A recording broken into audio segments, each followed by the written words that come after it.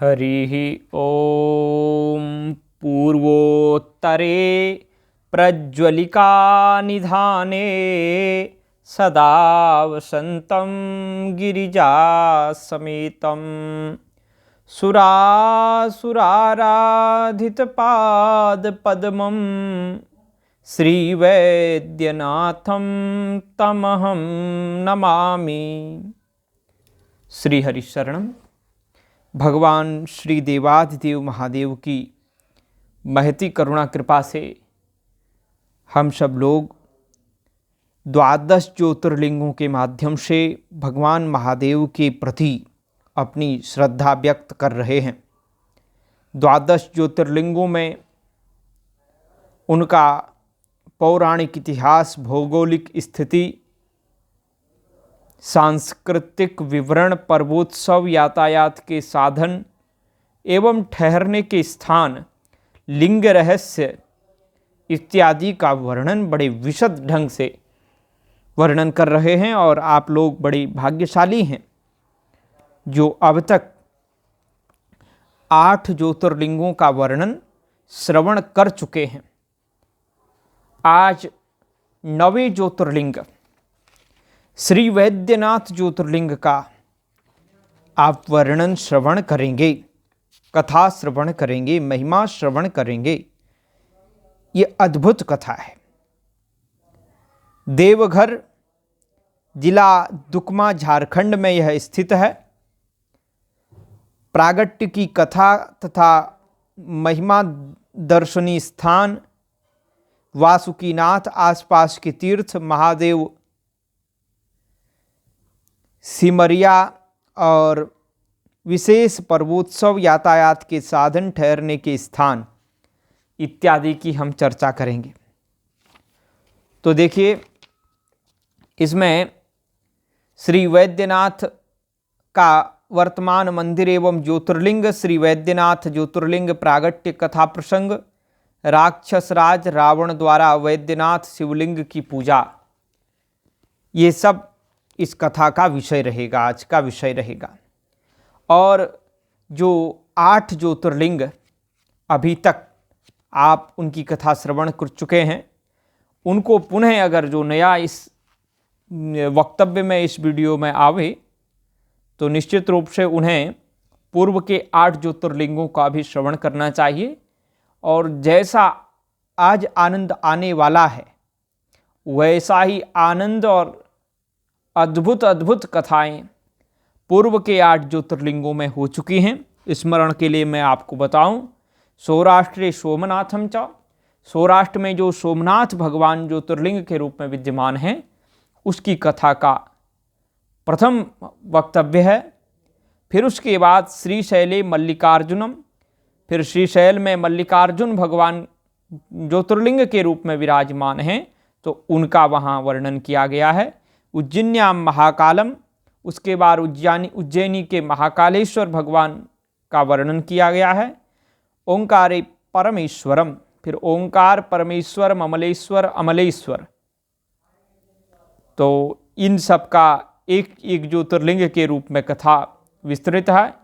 केदारम हिमवत पृष्ठे, अपने उत्तराखंड देवभूमि में हिमालय के पृष्ठभाग में श्री केदारेश्वर भगवान का हमने वर्णन किया है। डाकिन्याम भीमशंकरम, डाकिनी में भीमशंकर भगवान ज्योतिर्लिंग के रूप में विद्यमान है, उसकी कथा उपलब्ध है। वाराणस्याम च विश्वेशम, वाराणसी में, काशी में श्री विश्वनाथ ज्योतिर्लिंग, श्री विश्वेश्वर महादेव ज्योतिर्लिंग के रूप में विद्यमान है। वह कथा आपको बड़े विस्तृत से लगभग 1 घंटे, सवा घंटे का वह वक्तव्य है, कथा है, उसको श्रवण करें। और त्र्यंबकम गौतमी तटे, तत्पश्चात गौतमी तट पर श्री त्र्यंबकेश्वर भगवान की कथा। तो इस प्रकार से यहाँ ज्योतिर्लिंग नाम स्मरण में तो यह 2 श्लोकों का हमने सुना दिया है। अब एक श्लोक की कथा और है, जिसमें वैद्यनाथम चिताभूमो, नागेशम दारुकावने, सेतुबंधे च रामेशम घुष्मेशम च शिवालये, अथवा वैद्यनाथम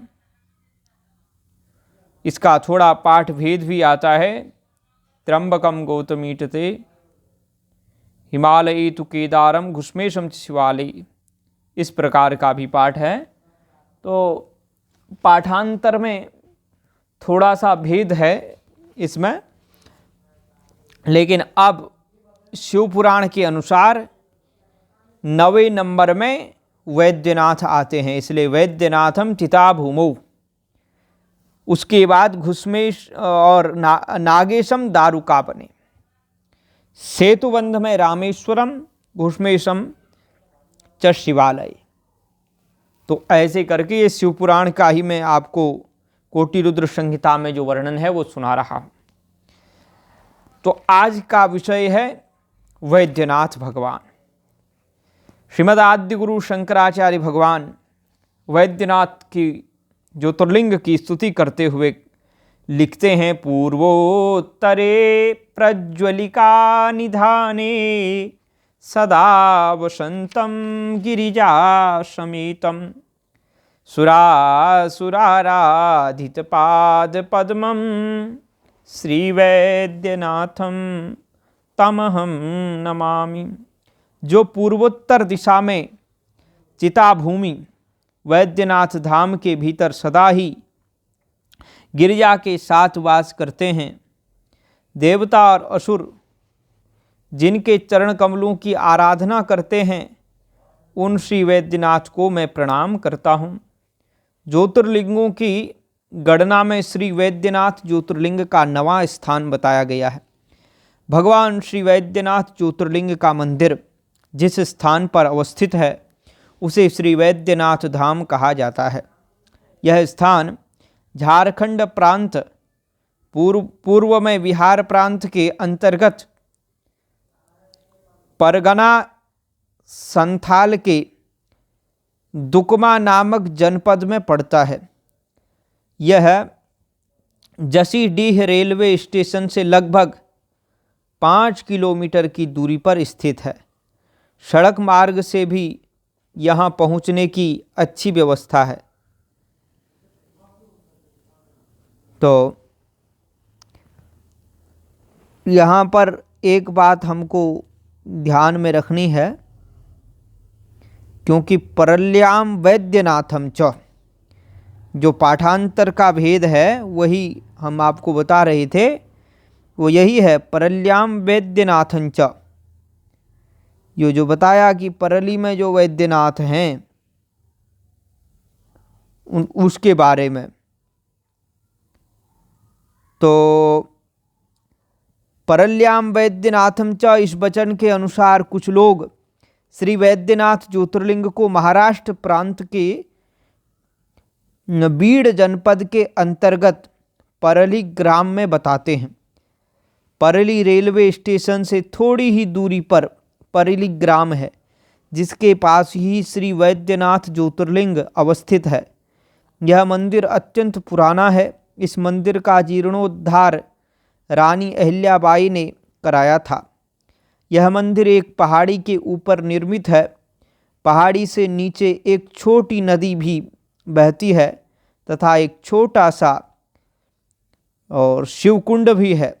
पहाड़ी के ऊपर जाने के लिए सीढ़ियाँ बनाई गई हैं। बहुत से लोगों का यह निश्चित मत है कि परली के वैद्यनाथ ही वास्तविक श्री वैद्यनाथ ज्योतिर्लिंग हैं। तो यहाँ परल्याम वैद्यनाथं च जो पाठ आया है उसके अनुसार हमने आपको यह बताया।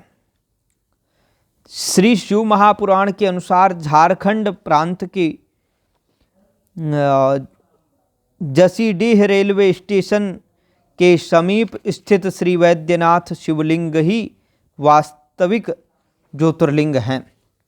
वैद्यनाथावतारो ही नवमस्तत्र कीर्तितः आविर्भूतो रावणार्थं बहुलीला कर प्रभुः तदानयन रूपं हि व्याजं कृत्वा महेश्वरः ज्योतिर्लिंगस्वरूपेण चिताभूमौ प्रतिष्ठितः।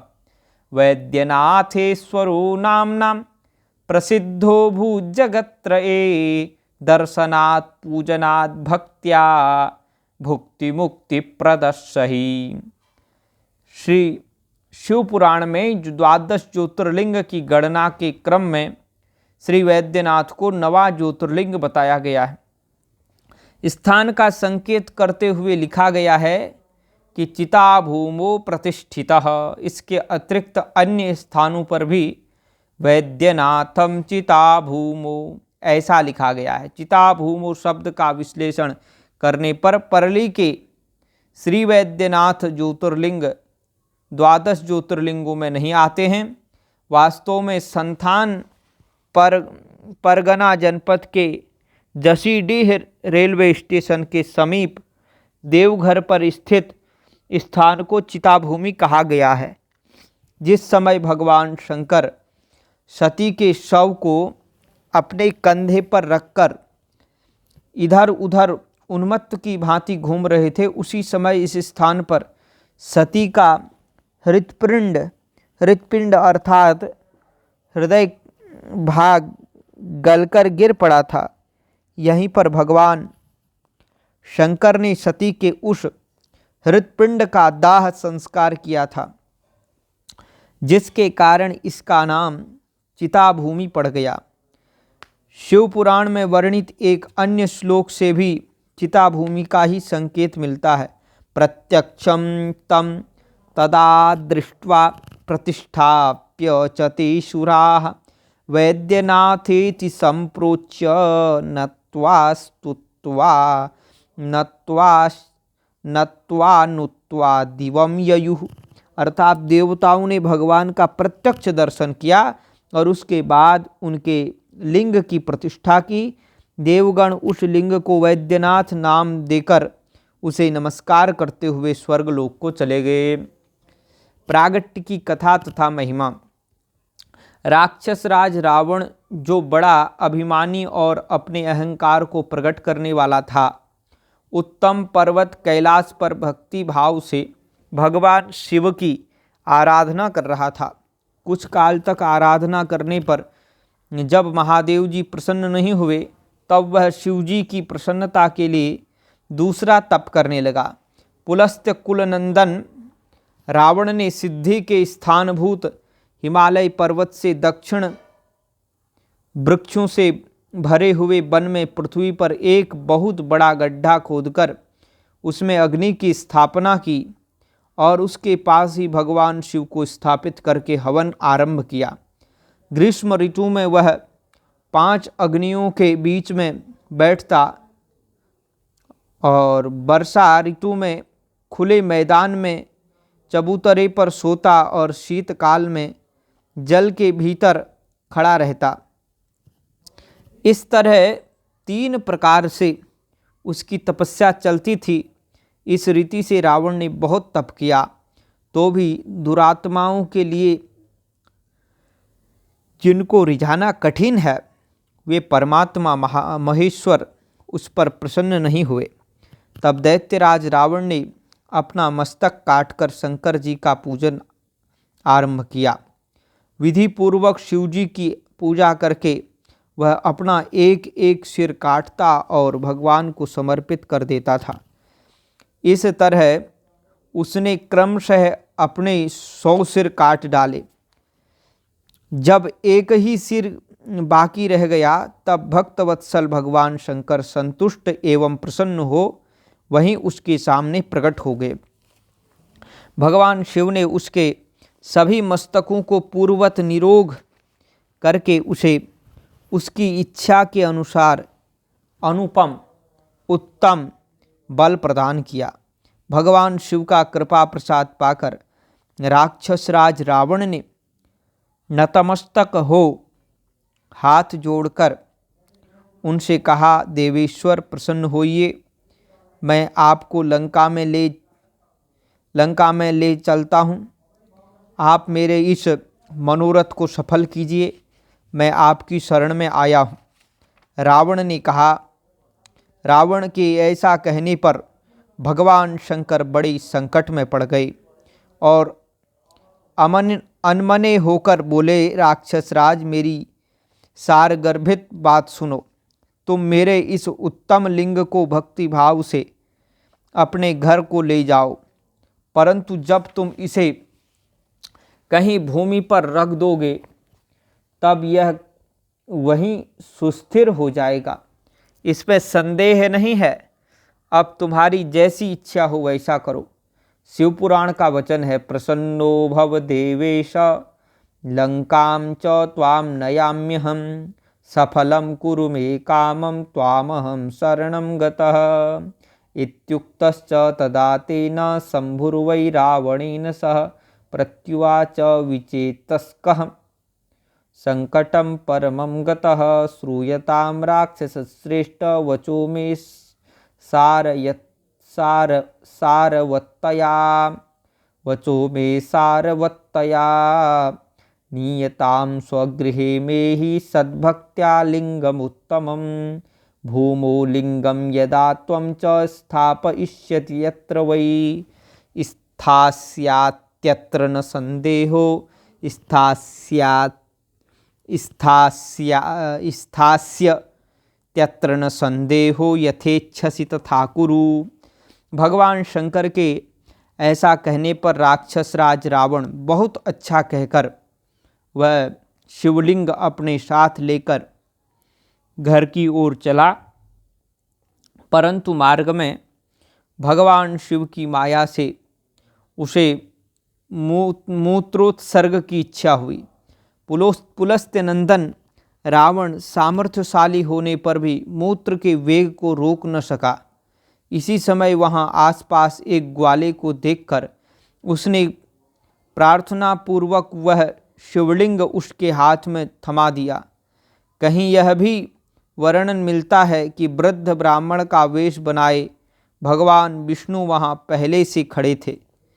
रावण ने कुछ क्षण लिए रहने को कहकर शिवलिंग ब्राह्मण को दे दिया और स्वयं मूत्र त्याग के लिए बैठ गया।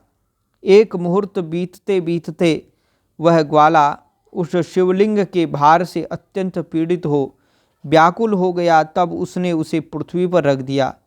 फिर तो वह हीरकमय शिवलिंग वहीं स्थित हो गया।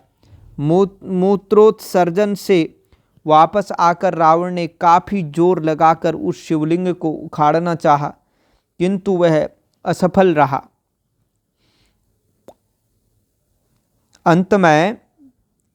अंत में वह निराश हो गया और उस शिवलिंग को अपने अंगूठे से दबाकर लंका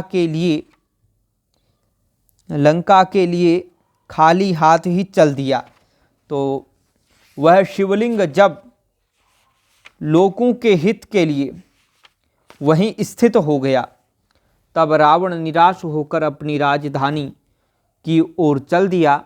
वहां जाकर उस महान असुर ने बड़े हर्ष के साथ अपनी प्रिया मंदोदरी को सारी बातें कह सुनाई। इधर इंद्र आदि संपूर्ण देवताओं और निर्मल मुनियों ने जब यह समाचार सुना, तब वे परस्पर सलाह करके वहां आए।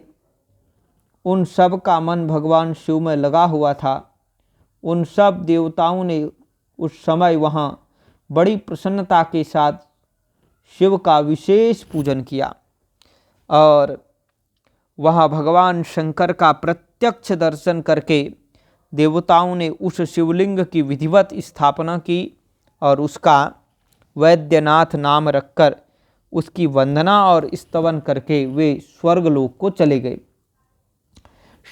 तस्मिन् लिंगे स्थिते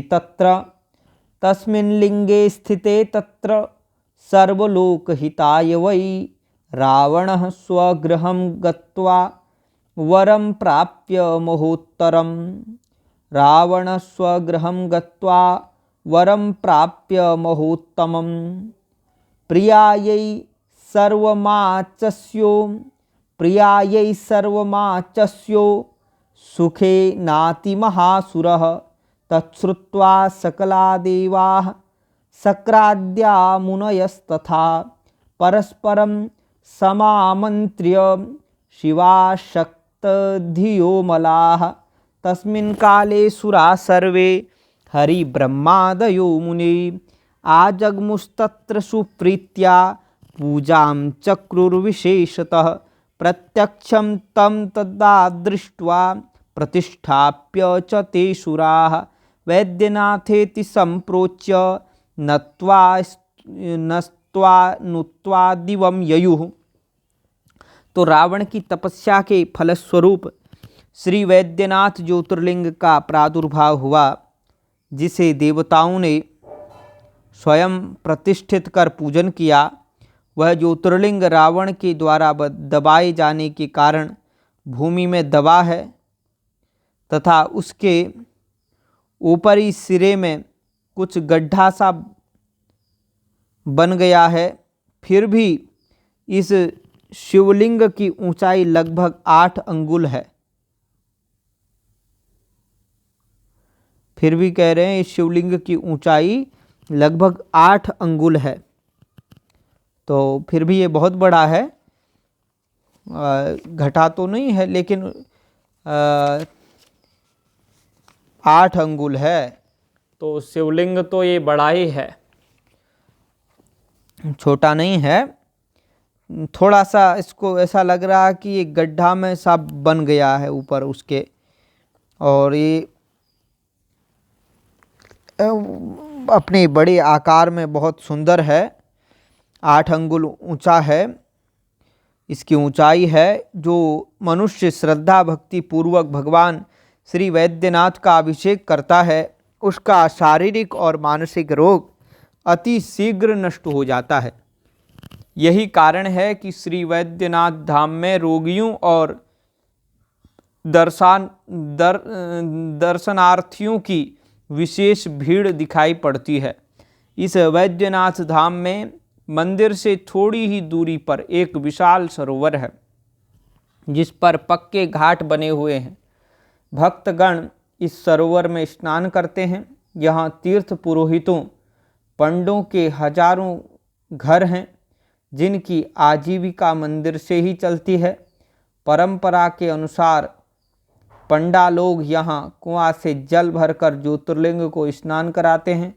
अभिषेक के लिए सैकड़ों घड़े जल निकाले जाते हैं।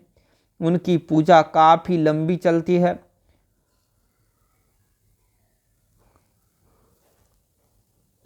और उसके बाद ही आम जनता को दर्शन पूजन करने का अवसर प्राप्त होता है। श्रावण मास में तथा महाशिवरात्रि को यहाँ विशाल मेला लगता है और श्रद्धालु भक्तगण दूर दूर से कंधे पर कांवर लिए उसमें जल लेकर बाबा वैद्यनाथ को चढ़ाने के लिए श्री वैद्यनाथ धाम देवघर आते हैं।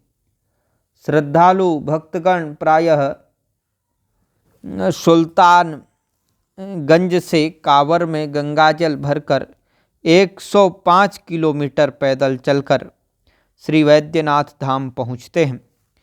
मुक्ति प्रदायक यह दिव्य उत्तम एवं श्रेष्ठ ज्योतिर्लिंग दर्शन करने मात्र से भी संपूर्ण अभिष्टों को देने वाला और पाप राशि को हर लेने वाला है। तीनों लोकों में श्री वैद्यनाथेश्वर के नाम से प्रसिद्ध यह शिवलिंग पूजन और अर्चन करने वाले सत्पुरुषों को भोग और मोक्ष देने वाला है। यहाँ विभिन्न प्रकार के रोगों से छुटकारा पाने हेतु असंख्य श्रद्धालु आते हैं। ऐसी प्रसिद्धि है कि श्री वैद्यनाथ ज्योतिर्लिंग की लगातार आरती दर्शन करने से लोगों को जटिल से जटिल रोगों से मुक्ति मिलती है। दर्शनीय स्थान श्री वैद्यनाथ धाम के विशाल प्रांगण में स्थित मुख्य मंदिर श्री वैद्यनाथ मंदिर ही है। मंदिर के शिखर पर गिद्धौर की राजमाता द्वारा श्रद्धापूर्वक स्थापित करवाया गया स्वर्ण कलश स्थित है। मंदिर के घेरे में ही पूजन के लिए पुष्पादि तथा अभिषेक के लिए तीर्थों का जल भी बिकता है। और श्री वैद्यनाथ मंदिर के घेरे में ही 21 मंदिर हैं। श्री गौरी मंदिर। तो श्री वैद्यनाथ जी के सम्मुख ही यह मंदिर है। यही यहाँ का शक्तिपीठ है। इसमें एक ही सिंहासन पर श्री जय दुर्गा तथा त्रिपुर सुंदरी की 2 मूर्तियाँ विराजमान हैं। और गौरी मंदिर का शिखर प्रायः लाल रंग के धागों से शिव मंदिर के शिखर से बांधा रहता है, जिन्हें शिव शक्ति के अविच्छिन्न वैवाहिक संबंध का द्योतक माना जाता है। जिस समय भगवान शंकर सती के साथ सती के शव को लेकर अपने कंधे पर रखकर इधर उधर उन्मत्त की भांति घूम रहे थे, उसी समय वैद्यनाथ धाम की पावन नगरी में इसी स्थान पर सती का हृत्पिंड अर्थात हृदय भाग गलकर गिर पड़ा था। अतः यहाँ के शक्तिपीठ को हार्दपीठ या हृदय पीठ कहा जाता है। यहीं पर भगवान शंकर ने सती के उस हृत्पिंड का दाह संस्कार किया था, जिसके कारण इसका नाम चिताभूमि पड़ गया। पद्म पुराण में इसकी अतुलित महिमा बताते हुए कहा गया है कि हृदय पीठ के समान शक्तिपीठ संपूर्ण ब्रह्मांड मंडल में कहीं नहीं है। हार्दपीठस्य सदृशो नास्ति भूगोलमंडले। हार्दपीठस्य सदृशो नास्ति भूगोलमंडले। सती को यहाँ जय दुर्गा के नाम से अभिहित किया गया है। मत्स्य पुराण आदि में आरोग्या वैद्यनाथेतु यह भी प्रमाण मिलते हैं। देवी भागवत में बगलामुखी का सर्वोत्कृष्ट स्थान वैद्यनाथ धाम में बताया गया है तथा यहाँ की शक्ति को आरोग्या नाम से अभिहित किया गया है। कार्तिकेय मंदिर परिक्रमा में चलने पर यह दूसरा मंदिर आता है। इसमें मदन मोहन जी तथा कार्तिकेय जी की मूर्तियां हैं और इनके अतिरिक्त परिक्रमा में ये मंदिर क्रमशः मिलते हैं। गणपति मंदिर, ब्रह्मा जी का मंदिर, संध्या देवी का मंदिर, काल भैरव मंदिर, हनुमान जी का मंदिर, मनसा देवी का मंदिर, सरस्वती जी का मंदिर, सूर्य मंदिर, बगला देवी का मंदिर, श्री राम जी का मंदिर, आनंद भैरव का मंदिर, गंगा जी का मंदिर, मानिक चौक चबूतरा, हर गौरी का मंदिर और कालिका जी का मंदिर, अन्नपूर्णा जी का मंदिर, साथ ही चंद्रकूप, लक्ष्मी नारायण का मंदिर, नीलकंठ महादेव जी का मंदिर, शिव गंगा सरोवर। कहा जाता है कि रावण ने जल की आवश्यकता होने पर पदाघात से यह सरोवर उत्पन्न किया था।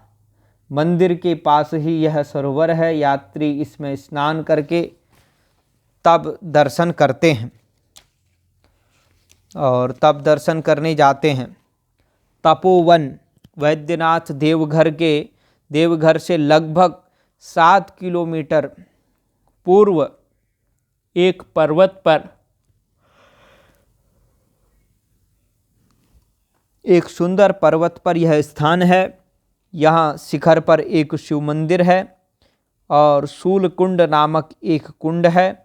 स्थानीय लोग इसे वाल्मीकि का तपोवन कहते हैं। और साथ ही त्रिकूट तपोवन से लगभग इस 10 किलोमीटर, श्री वैद्यनाथ धाम से लगभग 16 किलोमीटर पूर्व यह पर्वत है। इस पर त्रिकूटेश्वर शिव मंदिर है और इस पर्वत से मयूराक्षी नदी निकलती है। हरिलाजोड़ी यह जो है मंदिर हरिलाजोड़ी, तो यह श्री वैद्यनाथ से उत्तर पूर्व एक ग्राम है। कहा जाता है कि यहाँ एक हरके वृक्ष के नीचे रावण ने श्री वैद्यनाथ ज्योतिर्लिंग ब्राह्मण वेशधारी श्री नारायण के हाथ में दिया था। अब यहाँ एक काली जी का मंदिर है। दोलमंज श्री वैद्यनाथ जी के मंदिर से कुछ दूर पश्चिम यह स्थान है। दोल पूर्णिमा फाल्गुन शुक्ल पूर्णिमा को यहाँ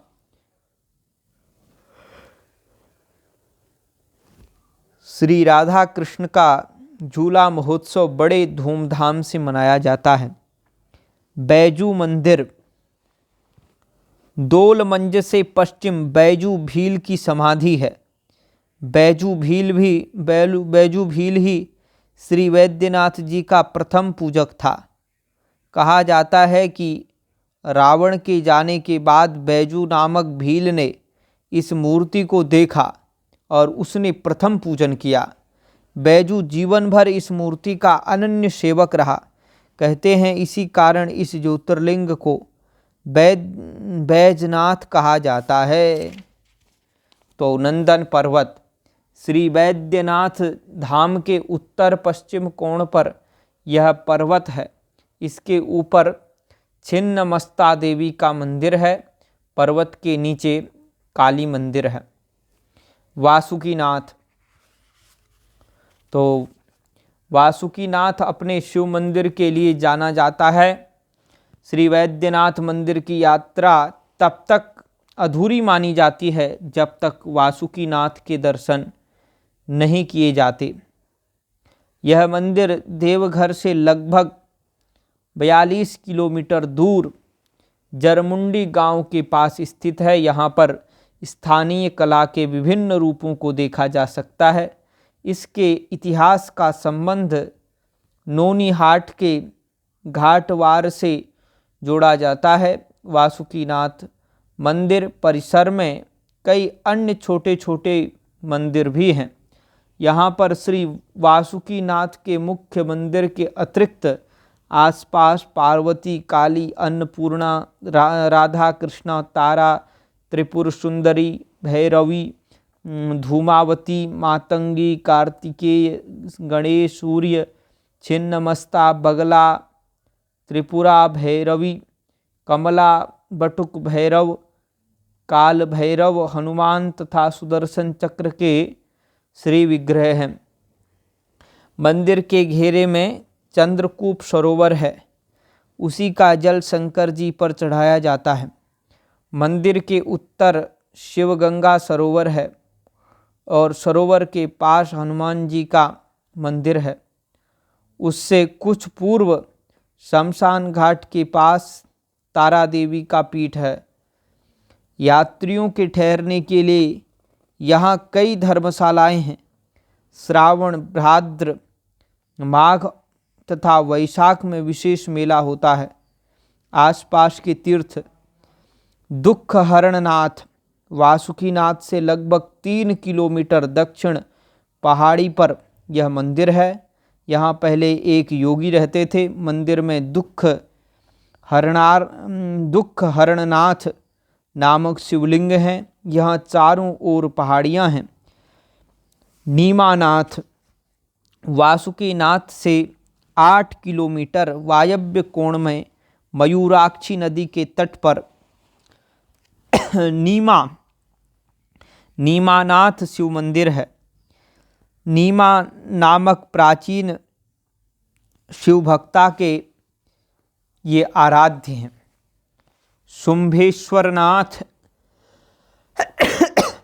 शुंभेश्वरनाथ देवघर भागलपुर रोड पर सरैया घाट ग्राम से लगभग 3 किलोमीटर दूर अग्निकोण में यह विशाल मंदिर है। शुंभ दैत्य ने यहाँ शंकर जी की आराधना की है। यह स्थान घोर वन में है। यहाँ पार्वती मंदिर तथा 2 और मंदिर हैं।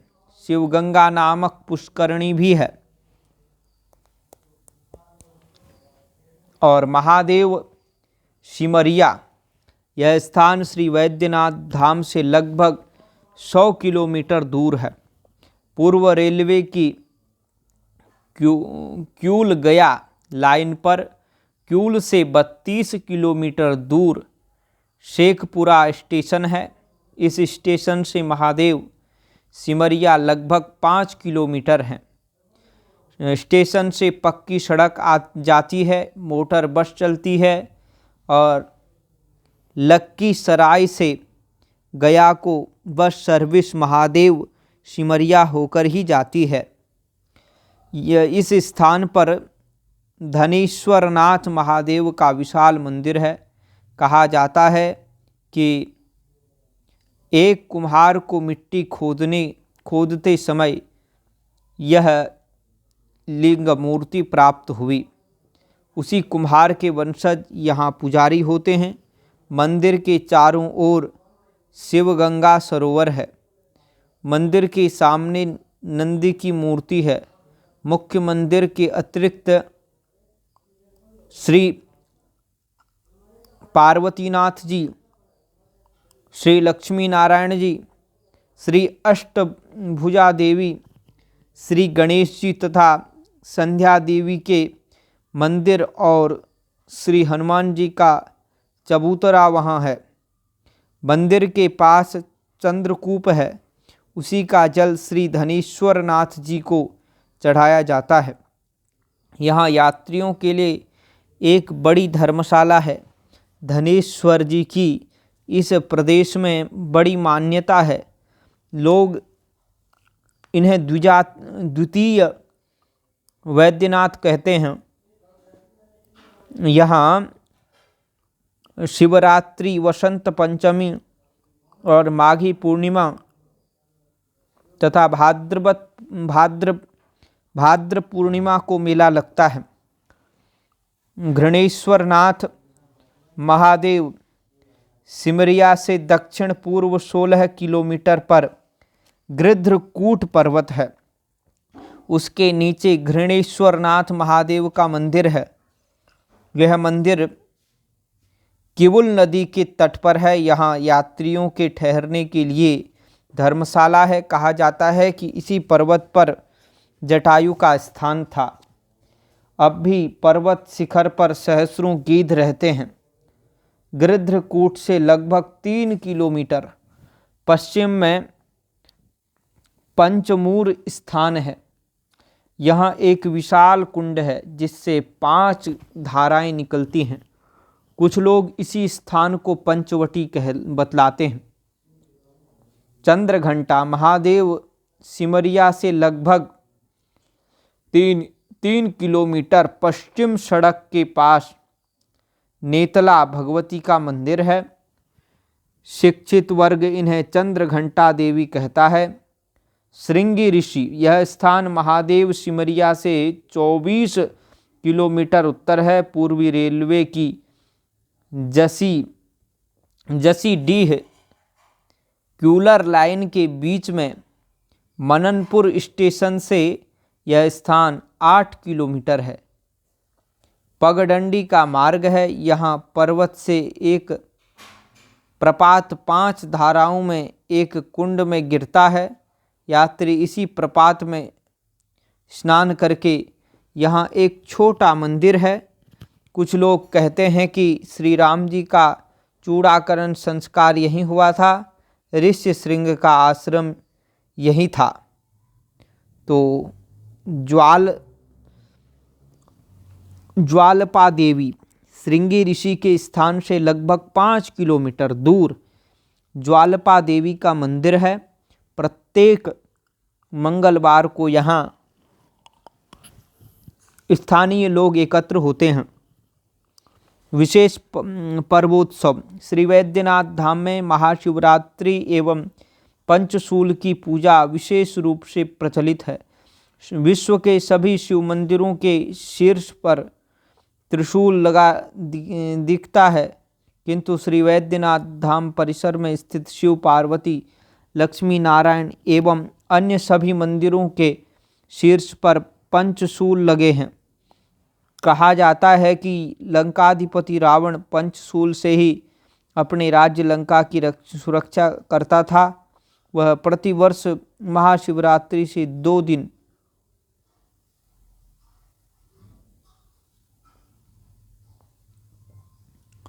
तो यहाँ प्रतिवर्ष महाशिवरात्रि से 2 दिन पूर्व बाबा का मंदिर माँ पार्वती एवं लक्ष्मी नारायण के मंदिर से पंचशूल उतारे जाते हैं। इस दौरान पंचशूल को स्पर्श करने के लिए भक्तों का तांता लगा रहता है।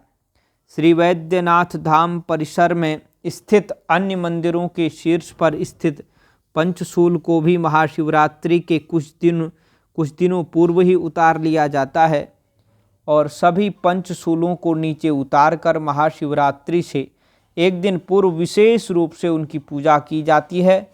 पूजा अर्चना के बाद सभी पंचशूलों को मंदिरों पर यथास्थान स्थापित कर दिया जाता है। इसी दौरान बाबा एवं माता पार्वती के मंदिरों के गठबंधन को हटा दिया जाता है। महाशिवरात्रि के दिन नया गठबंधन किया जाता है। गठबंधन के लाल पवित्र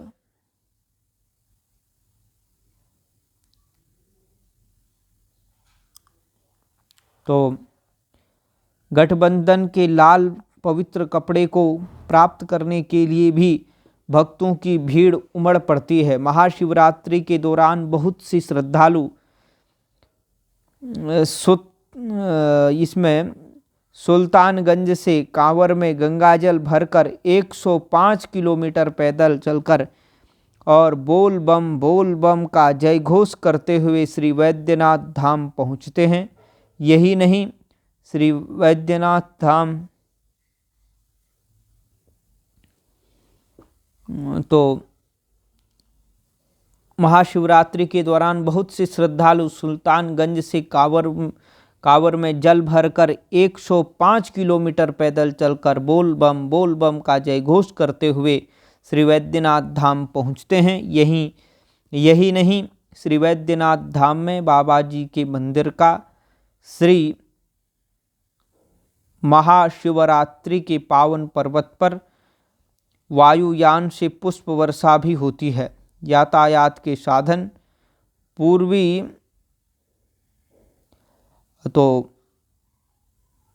यातायात के साधनों के बारे में जान लेते हैं। तो इसमें बताते हैं पूर्वी रेलवे की हावड़ा पटना लाइन पर जसीडीह स्टेशन है और जसीडीह से एक रेलवे लाइन श्री वैद्यनाथ धाम स्टेशन तक जाती है। जसीडीह से श्री वैद्यनाथ धाम स्टेशन लगभग 7 किलोमीटर दूर है। स्टेशन से श्री वैद्यनाथ धाम मंदिर लगभग 1.25 घंटों की